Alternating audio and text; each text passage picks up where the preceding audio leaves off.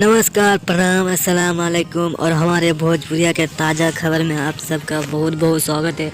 और भाई का चैनल यूट्यूब चैनल बिहार 28 को आप सब फटाफट से दिल से सब्सक्राइब कर लीजिए, क्योंकि भाई का चैनल में सबसे पहले वीडियो भोजपुरी के ताज़ा खबर सबसे पहले आता है। तो हमारे चैनल को फटाफट से दिल से सब्सक्राइब कर ले।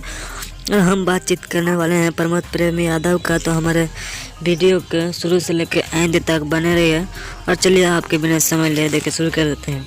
प्रमोद प्रेमी यादव का बहुत ही ब्लास्ट सॉन्ग आ चुका है, जिस सॉन्ग का नाम है इंस्टा पर चढ़ा तारू। जी दोस्तों, आप सब सही सुने हैं, इंस्टा पर चढ़ा तारू बहुत ही ब्लास्ट सॉन्ग है प्रमोद प्रेमी यादव का।